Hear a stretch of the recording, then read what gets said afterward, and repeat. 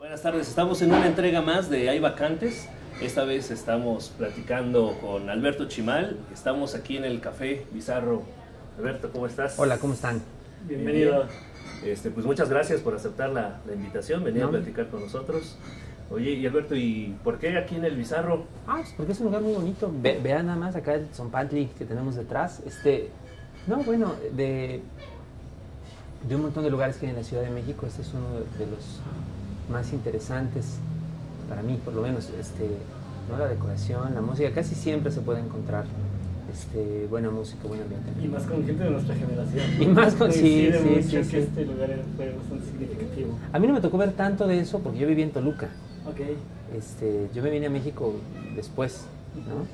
Pero bueno, pues lo conocí y de todas maneras me gustó, ¿no? ¿Te trae historias a ese lugar? Sí, no, ya a estas alturas ya me trae también historias, ¿cómo no? Sí, como dice Paul Auster, ¿no? Que hay un momento en que, todavía no estamos ahí, pero ese punto en el que uno se da cuenta que tiene más pasado que futuro, ¿no? Entonces, sí, bueno, creo que todavía no. Todavía no. Espero que no. Todavía tengamos más futuro. Que todavía no aparezcamos en el muro de aquí atrás. No, bueno. No me acuerdo quién era, creo que era Ortega y Gasset el que decía que después de cierto tiempo, los años ya no le traen a uno la vida, sino las notas al pie o el comentario. Espero que tampoco estemos en esa parte, ¿no? Y hablando de estos inicios, Alberto, platícanos cómo llegaste aquí de Toluca, ¿cuándo fue? Yo llegué en el 95 y llegué porque estaba harto, la verdad. Sentía que ya no tenía mucho que hacer o mucho dónde ir allá en Toluca, en mi ciudad natal, y salió la oportunidad de venir y la aproveché. Venía, según yo, con la idea de tratar de picar piedra un rato aquí y volver, pero no regresé, hasta ahora no he regresado. Desgraciadamente, creo que fui como de las últimas personas que realmente tuvo que afrontar con todo el aislamiento en el cual están muchas regiones del país, ¿no? A causa del centralismo. Ahora se ha aliviado un poco por internet, por diversas razones, pero en aquel momento no era así. Entonces no había muchas otras opciones aparte de desplazarse. Y pues yo vine a eso, a tratar de encontrar oportunidades para lo que me interesaba, que era escribir. Ok, y justamente hablando de esto, ¿cómo te diste cuenta que querías ser escritor, que eras escritor más bien? Yo creo que me di cuenta de que quería hacerlo pues muy pronto, cuando yo creo que estaba en la escuela primaria. Para entonces pues ya leía, estaba yo muy enganchado por razones muy curiosas. Y también ya sabía yo que existían los escritores, que las historias que yo leía no venían ya hechas, ¿no? Sino que alguien tenía que hacerlas. Pero empecé a tratar de hacerlas. Yo algún tiempo después de eso, yo creo que como a mediados de la escuela primaria, muy vagamente, con mucha incertidumbre, sin ninguna guía de ningún tipo, así que durante años fue pues darme de golpes, ¿no? Tratar simplemente de hacer avanzar algún tipo de acción, de construir algún tipo de frase. Fue un proceso muy largo de aprendizaje. Creo que el primer momento en el que pensé que yo era escritor vino mucho después. Debe haber sido cuando salió el primer libro, que fue también una cosa muy temprana, ¿no? Yo tenía 16 años cuando gané un premio municipal allá en la ciudad de Toluca, y fue una gran suerte.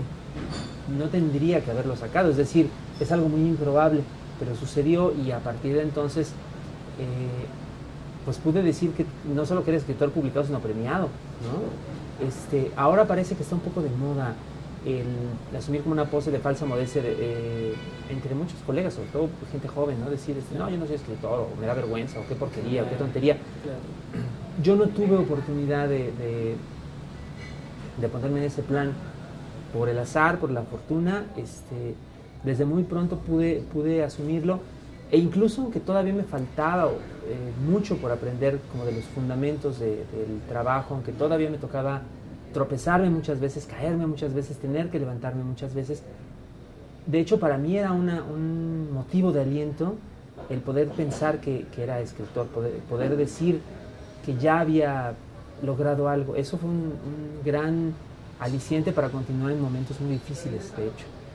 te hizo creer al ganar ese premio de que estabas en el camino correcto o de que los juegos tempranos Pues sí, me hizo creer al menos que podía hacerlo, que podía seguir intentando. Y eso fue muy, muy valioso. Ajá. Porque entiendo que estudiaste algo nada relacionado, ¿no? Con ese oficio. Algún tiempo después de haber publicado el primer libro, tengo que decirlo así porque es importante, la familia de mi mamá empezó a presionar para que estudiara algo de provecho, ¿no? Algo de gente decente. Algo de gente decente, Sí, ¿no? claro. Porque del arte no se vive, Yo creo que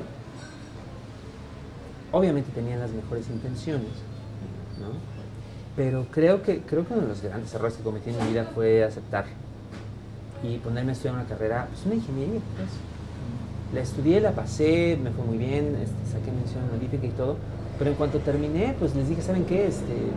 Muchas gracias, aquí tienen el diploma y pues me voy a hacer lo que yo quiero, Ya pues. cumplí. Sí, hay gente que cuando se entera de esto piensa que primero hice la carrera técnica o ingenieril y luego entré a escribir, y más bien fue al revés. Empecé a escribir antes y eso fue como un rodeo, como una pausa, y yo quisiera pensar que todo lo que uno experimenta de alguna manera contribuye a la formación, a lo que uno puede hacer, a lo que uno puede llegar a escribir en este caso, ¿no? Así es. Pero sí creo que podría haber dedicado más tiempo a la escritura, de no haber pasado aquellos años, digamos, en otra cosa. Para lo que me sirvió, en parte, fue para perderle el miedo a la informática, que ahora, bueno, es una presencia constante en la vida, ¿no? Entonces no lo era. Pero cuando empezó a ponerse de moda Internet, cuando empezó a popularizarse el uso de los navegadores, yo ya sabía cómo emplearlos y ya sabía cómo entrarle a todo eso. Entonces pude comenzar a trabajar en eso, ¿no? Empezar a jugar con las herramientas, digamos, de lo que ahora llamaríamos la escritura digital, pues muy pronto. Para eso me sirvió. ¿Y en tu estilo de escribir, crees que también haya tenido alguna influencia? ¿Te haya aportado ciertos parámetros, conocimientos, mañas? Yo creo que ciertas experiencias, sobre todo, y cierta curiosidad respecto de algunos asuntos.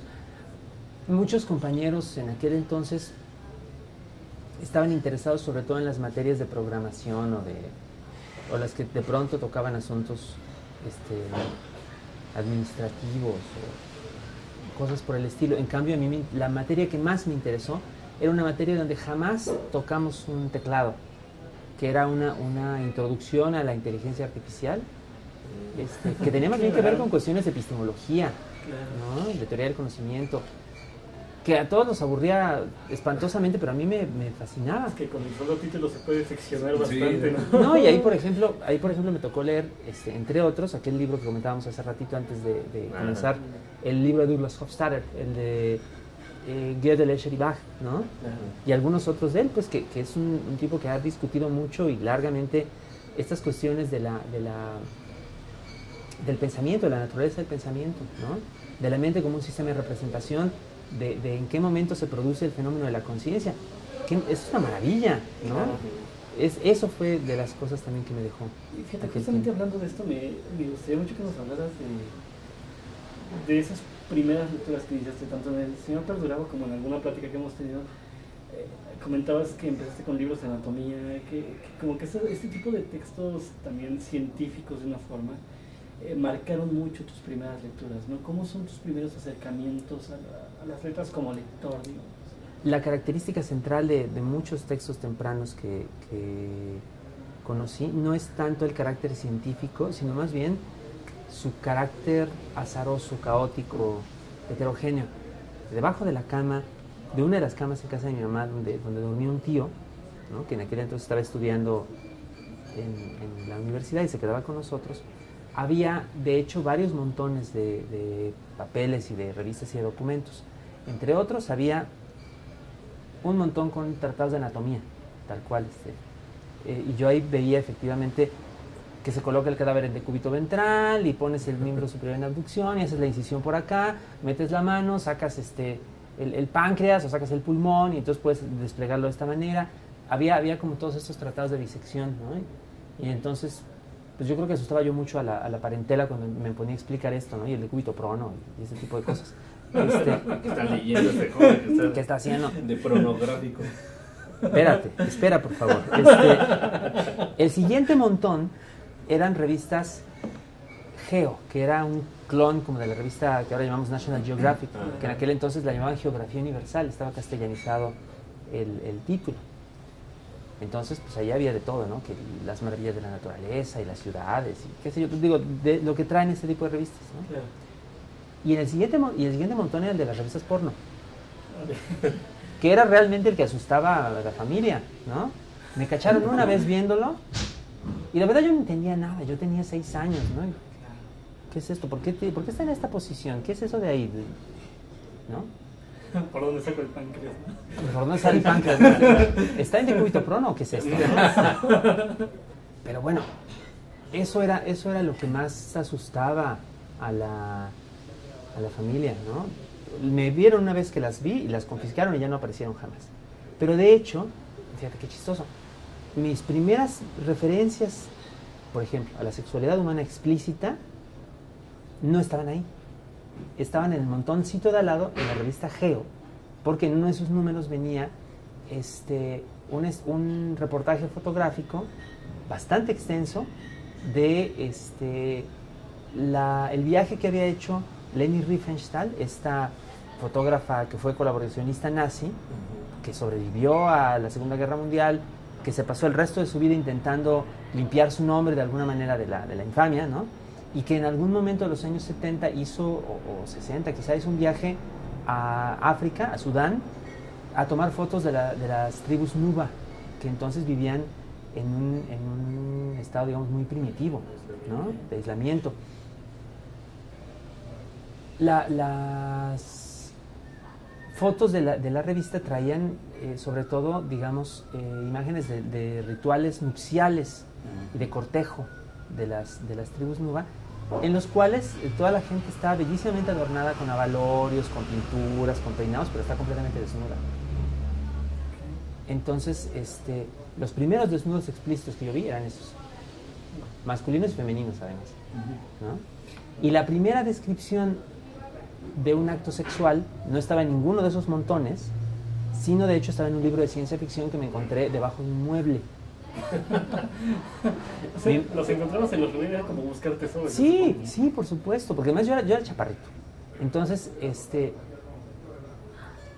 lo que me llevaba a elegir tales o cuales textos, pues no era su estatura canónica, era más bien mi propia estatura, ¿no? Los que yo podía alcanzar más fácilmente.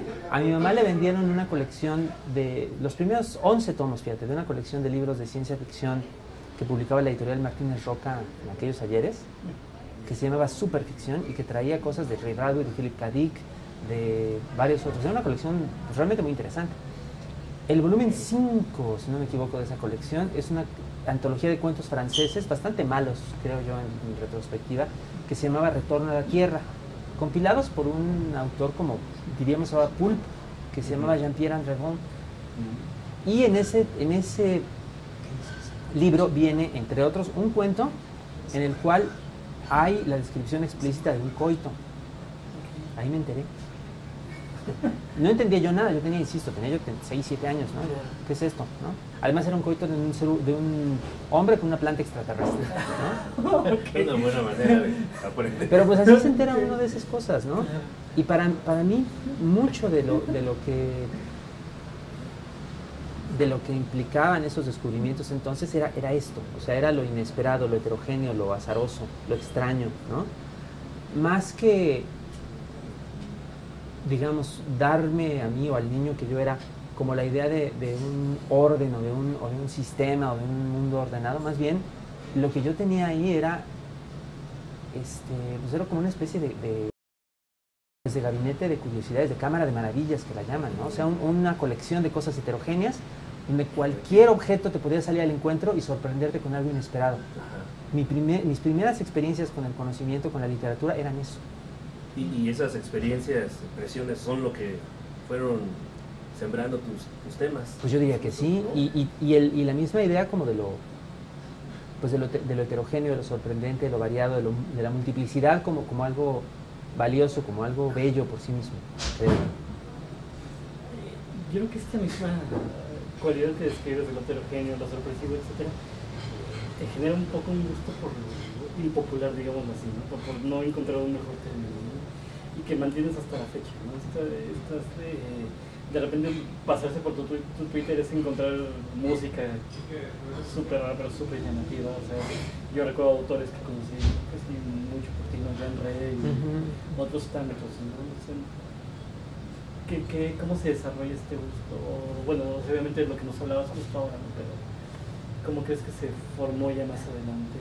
¿Sigues teniendo este gusto por encontrar este tipo de cosas? Yo creo que es parte de lo mismo. Yo creo que es parte de este impulso por encontrarse cosas nuevas, ¿no? Inesperadas.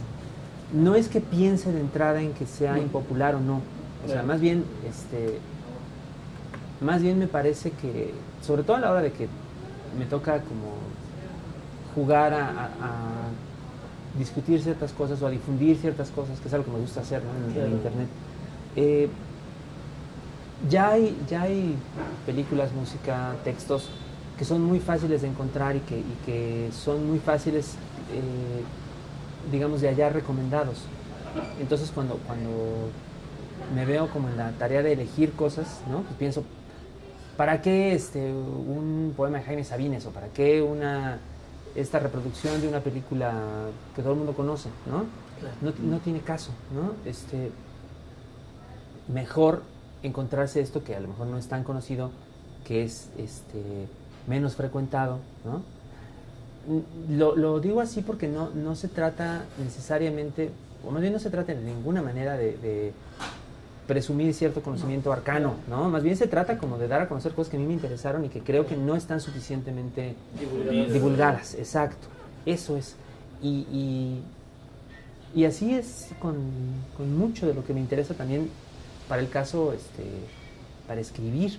Fíjate, yo creo que, por ejemplo, digamos, hay como varios grandes autores a los que regreso siempre y que son como muy famosos, ¿no? Borges, por ejemplo, ¿no? Lo admiro enormemente, o qué sé yo, gente así. Pero también a la vez creo que un autor que para mí fue como crucial y que sigue siendo importantísimo es Mario Lebrero, que en años recientes pues se ha recuperado un poco y está circulando un poco más, pero que a mí me tocó leer súper clandestino cuando era adolescente, cuando tenía 14, 15 años, pues por ediciones que me llegaban así como de maneras muy azarosas y muy inesperadas, ¿no? De pronto me encontraba un libro en un supermercado y era una antología que tenía un texto de Lebrero. Venga. No, pues venga, sí, a devorarlo, ¿no? Ese tipo de hallazgos yo los agradezco mucho, me fueron muy importantes cuando estaba yo empezando a adentrarme en todo esto. Entonces pues también creo que vale la pena como tratar de tirar como estas referencias, tratar de echar estas invitaciones, ¿no? Porque a lo mejor alguien las encuentra y pasa por una experiencia como la que yo pasé. Claro. ¿No? ¿En alguna etapa de tu formación como persona, como escritor, renegaste de este gusto por lo novenoso, tal vez por esta necesidad de estar buscando? Te digo que no es directamente por lo impopular, más y no sé, no creo que pudiera renegar de eso, pues porque es parte de cómo se fue formando, no sé si diría yo lo que soy, pero sí lo que puedo hacer, ¿no? O el modo en el cual puedo acercarme como al mundo y a la escritura y todo lo demás. Sí me toca con cierta frecuencia disgustarme porque cuesta mucho trabajo en ocasiones dar a entender cosas que me interesa decir, cuando el entorno es en ocasiones muy hostil a ciertas ideas o a ciertos enfoques que no son los tradicionales o los convencionales. No es en principio una elección consciente ni política, pero sí acaba volviéndose un poco eso con el tiempo, porque no se puede evitar, porque en razón, digamos, como de estas accidentes, de estas predisposiciones del aprendizaje, pues sí acabo, como acaban varios colegas y personas muy cercanas, pues en una posición en la cual nos toca ver muy de cerca toda una serie de prejuicios, de incluso de discriminación que sí existe y que está muy enraizada en la cultura literaria y en la cultura nacional en general, y que por supuesto nos afectan directamente. Creo que tiene la consecuencia positiva de que a la hora de que uno la ve, puede criticarla y puede empezar de alguna manera a tratar de combatirla, y eso no es nada más algo que se haga en beneficio propio, sino que incluso puede repercutir en beneficio para otras personas, ¿no? No solamente por el lado de la literatura, sino simplemente por el lado de la educación, de la transmisión del conocimiento. Esta idea de la lectura como hallazgo, como descubrimiento, está lejísimos de la idea convencional de la lectura que se enseña en las escuelas, que es la lectura como obtención de conocimientos útiles de uso inmediato, ¿no? Y peor todavía, la lectura como gesto ritual de interacción social para insertarse en un grupo y obtener poder dentro de ese grupo, que es lo que se aprende mucho en la cultura literaria, y que en mi opinión es espantoso, ¿no? Porque perpetúa una serie de vicios, pues, de la propia sociedad respecto de lo que significa, ya no digamos el arte, sino la misma interacción social, ¿no? Y que creo que vienen sobre todo en la cultura mexicana desde mucho tiempo atrás, y han sido causa de una gran cantidad de males. Y mira, justo ahora que lo estás tocando, adelantaría algo que te queríamos preguntar un poco más adelante, pero incluso esto que tú lo ves no nada más como autor, sino como tallerista, ¿no? Esta actitud, digamos, por un lado hacia la lectura casi dietética, ¿no? Decíamos también en su momento con el Museo Volcano, ¿no? Que hay una enseñanza de come frutas y verduras, lee 20 minutos. Sí, no, eso es absurdo. ¿Y cuántas palabras lees por minuto? ¿Cuántas palabras lees por minuto, ¿no? Y como tú dices, ¿no? Insertarse en un grupo cuando uno es escritor. ¿Tú cómo justamente ves que afecta esto a las generaciones, además, como alguien que se relaciona con gente que escribe a partir de tus talleres, ¿no? Mira, yo creo que un efecto muy negativo del modo en el cual nos hemos construido una cultura literaria o artística en México es que durante mucho tiempo esa cultura descansó en la idea de que el lector carecía de importancia, de que se escribía para los colegas, para los entendidos, ¿no? para cierta élite establecida como tal, y que lo demás no importaba. Y las resultas de eso las vivimos todavía hoy, incluso aunque ha habido ciertos cambios entre mediados del siglo XX, que fue como el punto culminante de esta postura, y ahora. Pero, insisto, vivimos las resultas de eso en que el grueso de la población no está interesado de ninguna manera en lo que hacen sus artistas, porque no hay ningún punto de contacto entre la experiencia de ellos y lo que mucha gente produce, incluso gente joven que aprende de sus maestros, de sus padres literarios, digamos, de sus abuelos literarios, a perpetuar como darle la espalda a la gente. Se arguye que cualquier intento de acercarse a la gente es como venderse al mercado, ¿no? Y se ponen los ejemplos de gente que no escribe por ninguna otra razón que para ganar dinero rápido, explotando alguna tendencia ya existente. Pero lo cierto es que ese extremo, que sí es muy criticable, no es la única posibilidad. Hay en medio, entre una y otra de estos dos extremos, una gran cantidad de alternativas que se pueden tomar, pero que cuesta mucho trabajo dar a entender como opciones distintas en nuestra propia cultura, porque seguimos cargando como estos prejuicios de mucho tiempo atrás, que tienen su propia inercia y que cuesta también muchísimo empezar a erradicar o a criticar. Si tuviéramos una sociedad y una cultura literaria que admitieran como más fácilmente la diversidad, que de hecho sí existe, habría más gente capaz de acercarse a la lectura, ¿no? Simplemente porque encontrarían en ello más de su interés. Apenas en una feria de libro me tocó estar ante un grupo de secundaria, ¿no? La persona que me estaba presentando estaba intentando, digamos, dar un discurso como leccionador a los chavos, decirles, miren, les van a leer un texto muy entretenido, muy bonito, para que se diviertan, que vean lo hermoso de la imaginación, etc. Y a mí me parecía que era un modo muy desatinado de proponer una lectura o una experiencia para los chavos, porque estaba no solamente hablándoles como si fueran niños de primaria o de jardín de niños, sino además estaba como tratando de perpetuar una idea, digamos que a mí me parece un poco fuera de tiempo de lo que representa la lectura, ¿no? O de lo que puede representar.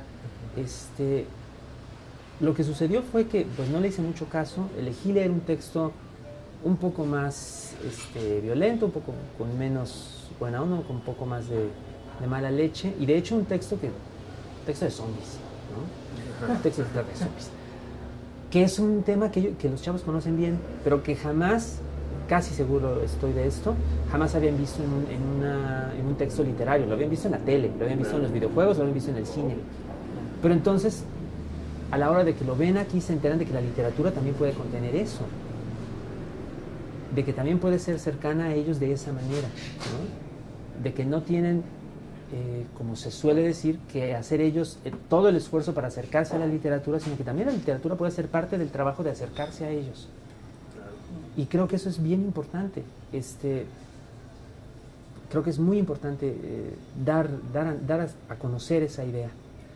A mí me pareció muy satisfactorio que después de haber hecho esa lectura, pues varios de los chavos fueron a buscarme pues ahí a donde estaba yo, digamos, haciendo una firma, lo que fuera, para decirme, bueno, que les había gustado, que querían conocer el libro y que de hecho les interesaba a ellos mismos escribir, llegar a escribir sus propias cosas en algún momento. No es algo que suelan decir. Yo creo que hay mucha gente que realmente desea inventar sus propias historias o sus películas o sus videojuegos o sus cómics, pero no se sienten con la suficiente confianza para revelárselo a un adulto, pues porque sienten que el adulto trae como cierta norma ya prescrita, establecida, prejuicios, que no va de acuerdo con lo que ellos desean. Entonces eso para mí fue muy importante. Y en eso que describes de la manera en cómo por la literatura o ese gusto se pierde, no ha logrado amalgamarse, ¿no? con la sociedad, relacionarse. Sí. ¿Qué figura representarían o jugarían las redes sociales? Y sobre todo, que tú estás muy cercano, ¿no? Al aprovechamiento de esas herramientas. Para mí las redes sociales y las herramientas digitales en general, yo creo que son instrumentos creativos, o pueden serlo, pues pueden usarse de esa manera y pueden dar resultados muy interesantes.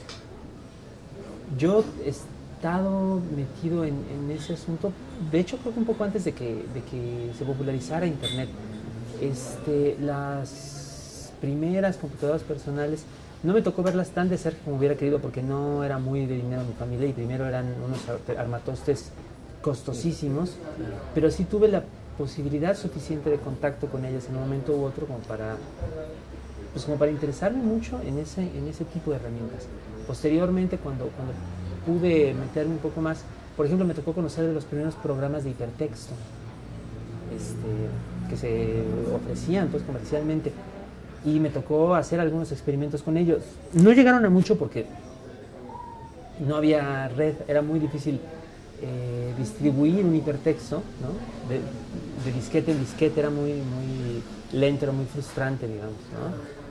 Pero sí lo llegué a hacer, y sí por lo menos me llegó la conciencia de que había, digamos, un cierto potencial creativo en todo esto, ¿no?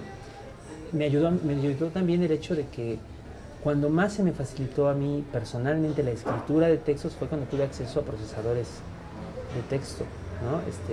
Más que a la máquina de escribir, más que la escritura a mano, porque tengo muy fea letra y hay 2-3 dificultades, el procesador de texto me fue muy útil. Para mí sí fue como una herramienta que adopté desde casi el principio, y sí sirvió para encauzar mucho potencial creativo, creo yo. A mí siempre me sorprendieron muchísimo las discusiones que había muy indignadas y muy airadas alrededor de, por ejemplo, de cuando Gabriel García Márquez empezó a escribir con computadora, que eso fue en los años 80, ¿no? se anunció que El amor en los tiempos del cólera había sido escrita parcialmente con un procesador de texto, y la gente estaba echando espuma por la boca, muchos colegas de generaciones anteriores diciendo que eso era la decadencia, un sacrilegio, que ellos no escribían en otra cosa que no fuera su cuaderno de tal marca o su máquina de escribir de tal otra, ¿no? Como muy asustados ante un cambio tecnológico que de todas maneras llegó, ¿no? Ahora nos parece absurdo semejante prejuicio, ¿no? Pero en su época era muy, muy notable. Y creo que ahora remanentes de ese prejuicio están un poco también en el menosprecio que hay a las herramientas digitales como tales, ¿no? Siempre que aparecen hay como cierto momento, cierto periodo de furor, luego una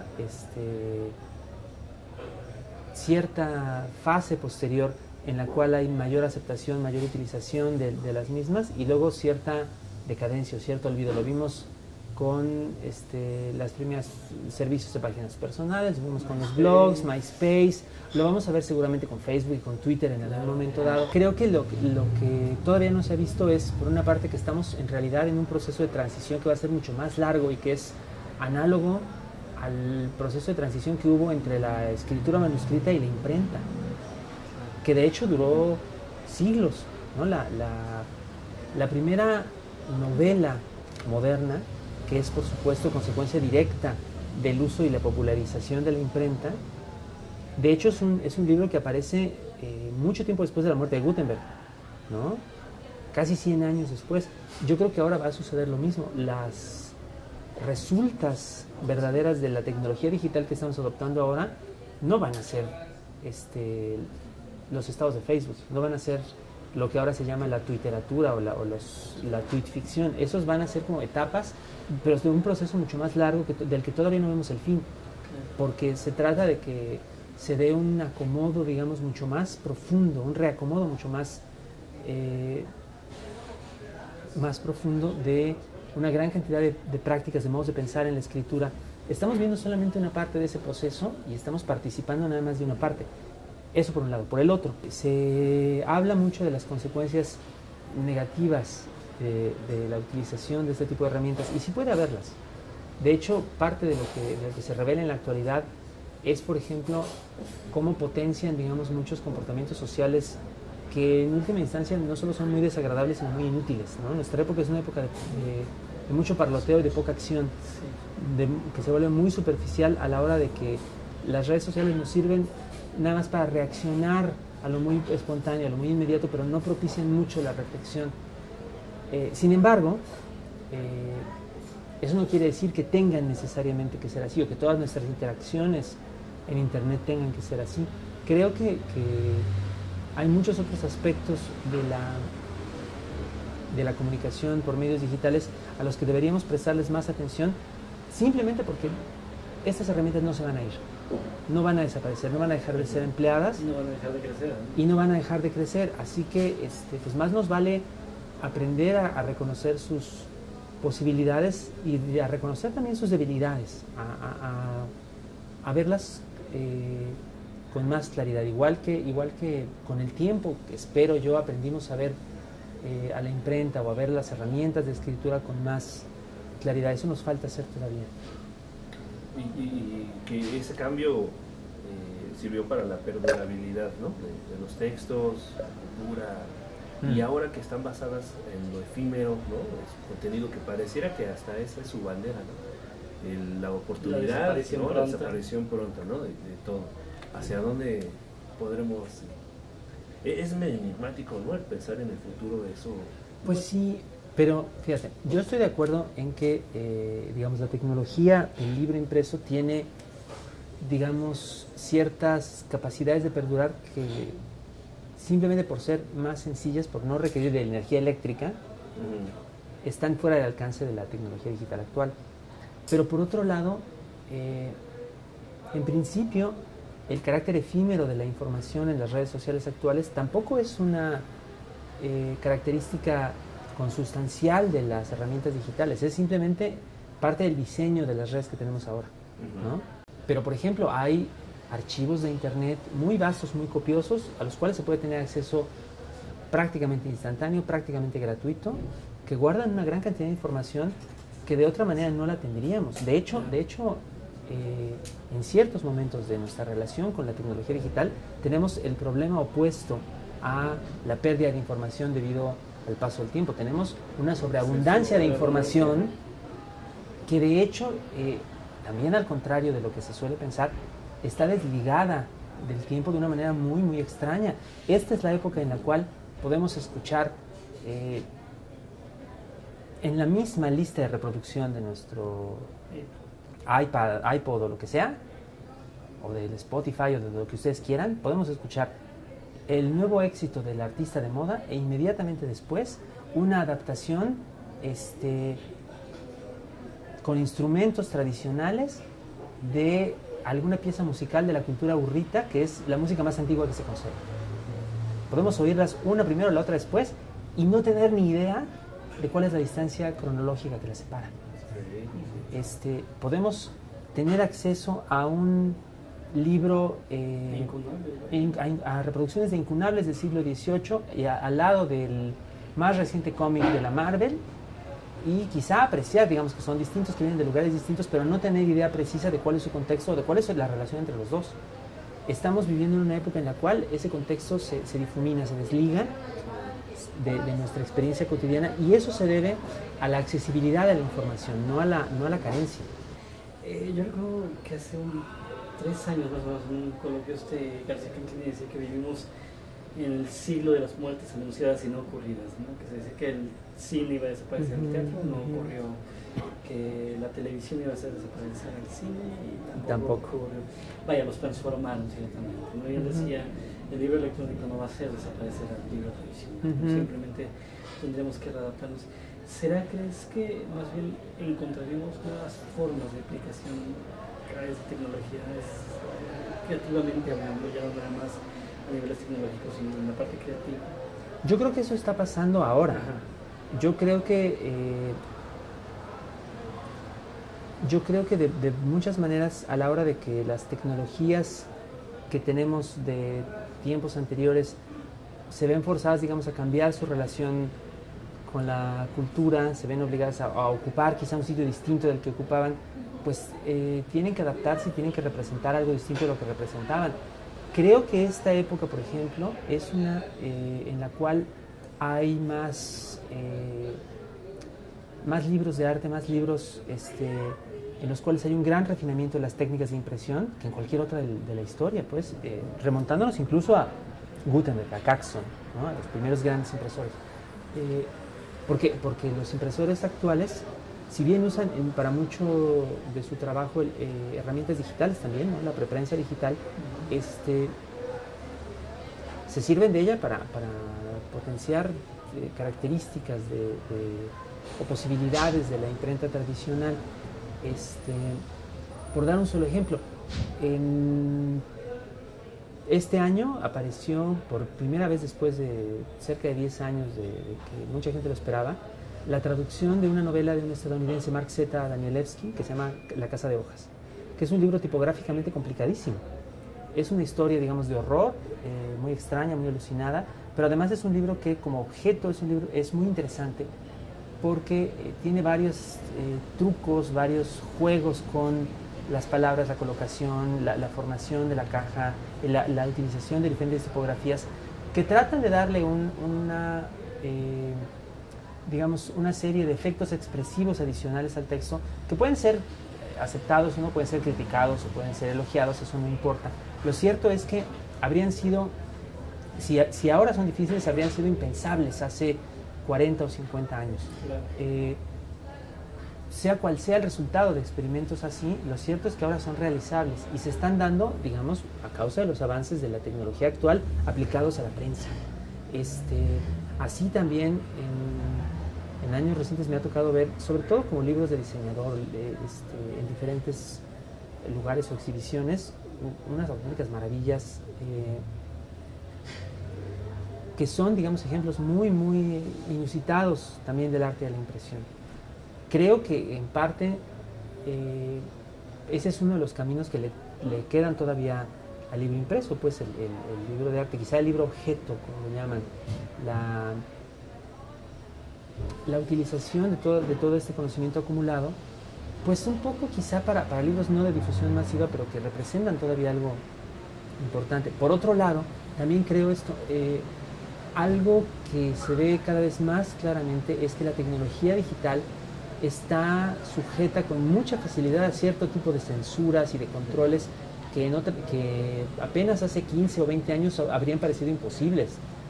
Hace 15 o 20 años se tenía la idea un poco utópica de que Internet representaría la liberación casi absoluta, pues, de gran cantidad de posibilidades de difusión de información, de archivos, de conocimiento. Ahora vemos que no es así. Vemos que las herramientas digitales también se pueden utilizar para fines de vigilancia, de represión incluso. De persecución, por supuesto que sí. Apenas hace una semana o dos sale la declaración de uno de estos encargados de las oficinas de espionaje de seguridad nacional de los Estados Unidos, de que ellos llegan a hacer operaciones, a matar gente basados exclusivamente en el uso de metadatos, ¿no? Ni siquiera del contenido de lo que tú estás diciendo, de tus conversaciones telefónicas, sino de los parámetros que rodean a la conversación, la fecha, la hora, a qué número fue, desde dónde, ¿no? Como haciendo una especie de juego de adivinación o de estimación estadística de si estabas hablando con un terrorista o no, ¿no?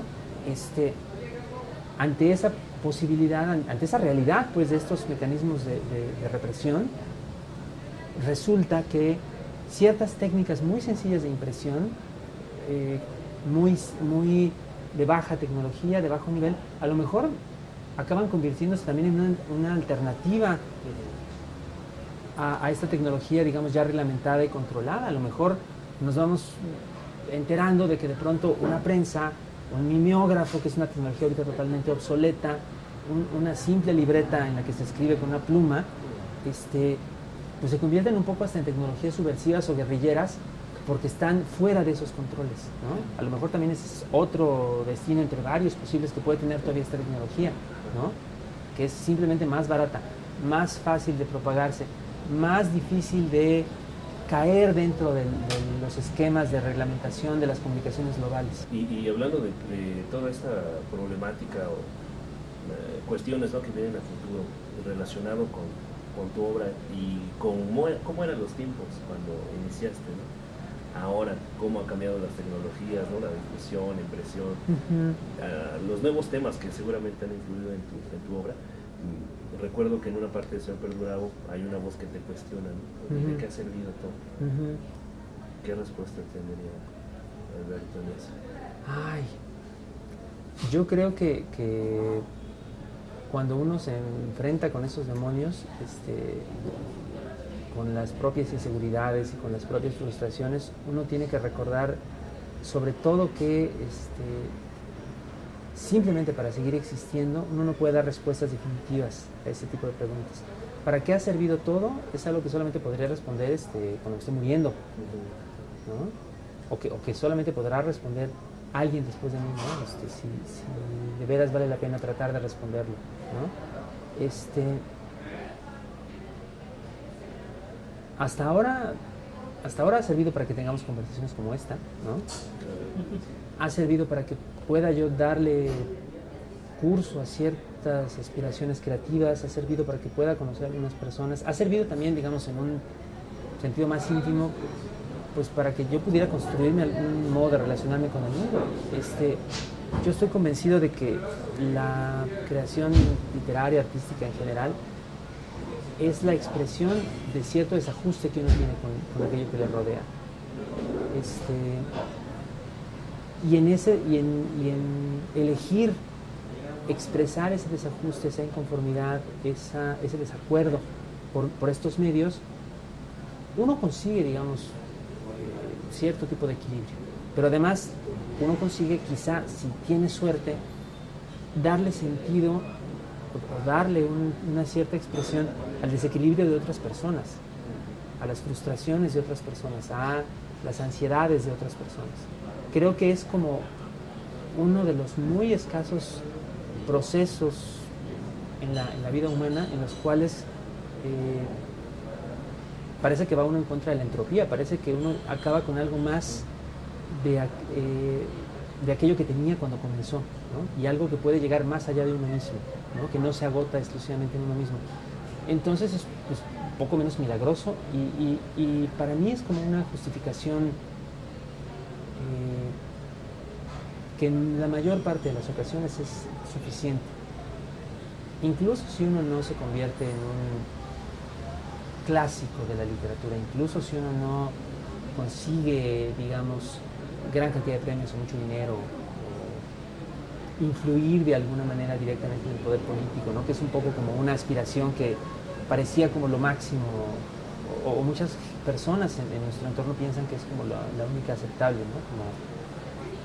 Como escribir lo suficiente para dejar de escribir y empezar a mandar, ¿no? Incluso si no se logra nada de eso, a lo mejor se logra, para decirlo incluso de un modo muy trillado, a lo mejor se logra tocar a alguien, a lo mejor se logra establecer cierto contacto con alguien y lograr que ese contacto tenga como este resultado aparentemente imposible de expandirse en lugar de contraerse y de agotarse, ¿no?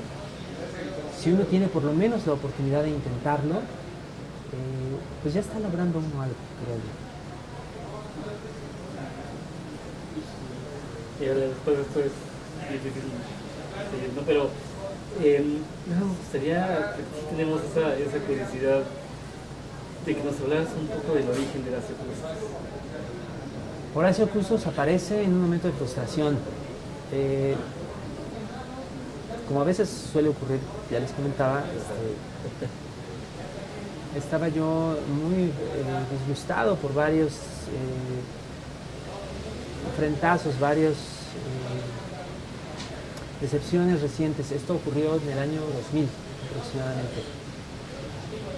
Y en algún momento estaba pensando acabar con la cadena de publicaciones que he estado haciendo. Tratar de comenzar de nuevo, tratar de conseguir un seudónimo distinto, escribir algo totalmente distinto y que no quedara nada de lo que había hecho con anterioridad. Ajá. No lo hice así, no acabé haciéndolo así, pero lo que sí hice fue tratar de buscar un seudónimo. Tenía un diccionario de alemán, no me pregunto porque es una larga historia. Lo abrí al azar y la primera palabra que apareció era custos, que significa guardián, custodio, que viene de la raíz griega, ¿no? O sea, la palabra griega custos se pasa directo al alemán y es lo mismo, significa lo mismo que en español. Repito, no lo utilicé de seudónimo, pero un poco a partir de la idea de las conexiones que se fueron haciendo, de lo que se me fue ocurriendo con el tiempo a partir del nombre, fue apareciendo el personaje. Que no representó salirme de mí, pero sí inventarme un poco un acompañante, pues, ¿no?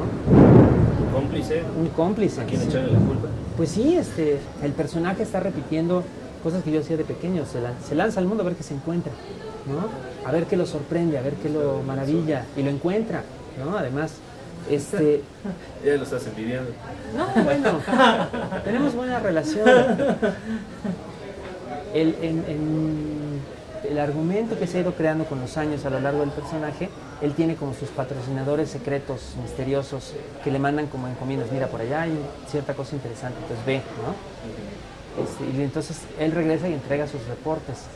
En el mundo narrado de Custos, algún día quizás se revele quiénes son esos misteriosos patrocinadores, pero en otro sentido un poco menos literal, pues él recibe sus encomiendas de mí, pues, claro, ¿no? Yo soy el que se las manda. Entonces, yo soy, entre los dos, pues tenemos como esta pequeña empresita sin fines de lucro de buscar cosas. Buscar la maravilla. Pues bueno, ya nada más para cerrar, hay una parte que a mí me mueve mucho del siempre el grabo, ¿no? Que escribes, mientras usted lee estas palabras, por supuesto, yo sigo vivo. Estás escribiendo futuro, quieres escribir para estos lectores que a lo mejor se van a encontrar con esas líneas cuando ya no esté vivo. Ay. Híjole.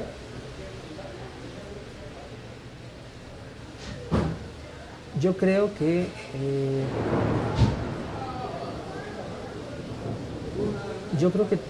por muy cínicos que podamos llegar a ser, todos los que nos ponemos a escribir estamos haciendo un poco eso. Escribir para cuando ya esas frases ya no sean verdad, para cuando el único modo en el que podamos seguir vivos sea precisamente por medio de la lectura. Representa una posibilidad también casi milagrosa, pues, de supervivencia para quien lee, no para quien escribe, ¿no? Porque uno se muere y ya no se entera, ¿no? Para quien escribe representa quizá una posibilidad a veces infundada de consuelo o de aliento en la vida, ¿no? Pero ambas cosas se dan también. Yo puedo abrir ahora una edición que tenga de William Shakespeare y leer las palabras de William Shakespeare, aunque él sea polvo desde hace siglos, ¿no? Él ya no se va a enterar, pero de alguna manera una parte de su pensamiento persiste. Eso es a lo más que puede aspirar un escritor, ¿no?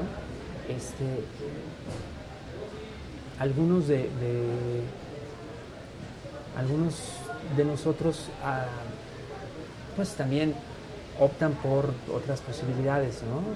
De tratar de asegurar cierta permanencia, ¿no? O sea, simplemente tienen hijos, ¿no?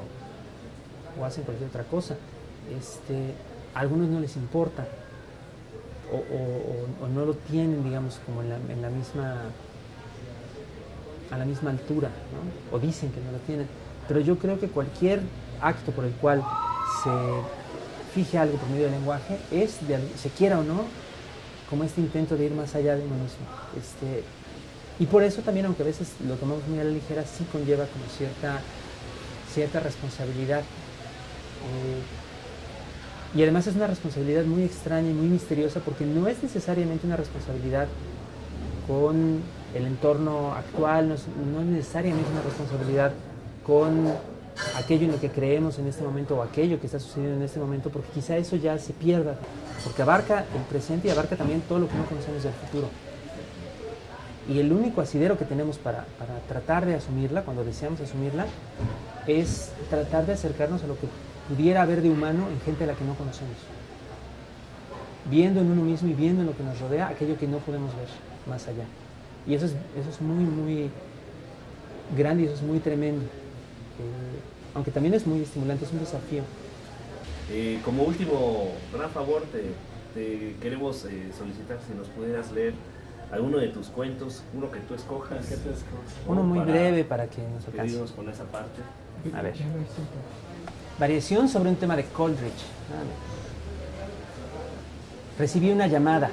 Era yo, desde un teléfono que perdí el año pasado. Me pregunté dónde se había quedado el aparato. Me contesté que en tal y tal cafetería que yo ni siquiera recordaba. Estás mal, dije, desde quién sabe dónde. ¿Qué has hecho con tu vida? ¿Has seguido engordando? ¿Te siguen dando tus crisis? Me contesté que no, pero en realidad estaba mintiendo y yo me di cuenta. Estás mintiendo, me dije. ¿Qué quieres? Me pregunté, un poco disgustado conmigo. ¿A qué venía que me estuviese buscando precisamente ahora? Has de estar pensando que por qué te busco precisamente ahora, dije. No es cierto, contesté. El que se enoja pierde, dije, riéndome. Y yo quise colgar, pero yo me lo impedí diciendo, necesitas que alguien te ponga en tu lugar y te enderece. Entonces llamaron a la puerta y resultó que era yo y que había estado afuera todo el tiempo. Claro que sé dónde vives, idiota, me dije sin soltarle el celular. No se vale, contesté, ya cuelga. Era bastante ridículo seguir hablando por celular, pero ni siquiera me pude consolar pensando que si yo me veía ridículo, yo también me veía ridículo. De hecho tuve ganas de llorar al darme cuenta de que en realidad yo me veía más joven y esbelto y solo había pasado un año. Para peor, yo tenía pelo, todavía tenía pelo, mientras que yo efectivamente había tenido una de mis crisis el día anterior y me había rapado y me veía patético. Te ves patético, me dije. Y yo no pude más. Y empecé a llorar de veras y me contesté, sí. Y entonces caí al piso. Y entonces, contra todo lo que esperaba, yo me puse de rodillas y me abracé. Me abracé y me consolé. Y me dije que todo iba a estar bien, que si yo no me ayudaba, pues ¿quién me iba a ayudar? Así me dije. Deberíamos colgar, dije, sorbiendo las lágrimas. Nos vemos ridículos así abrazados y además con los teléfonos, agregué. Y yo me reí. Y luego yo también me reí. Y pensé que además me he vuelto descuidado porque mi teléfono de hace un año está en mejores condiciones que el que tengo ahora. todo mal. Oh. Muchas gracias. Muchas gracias. Muchas gracias.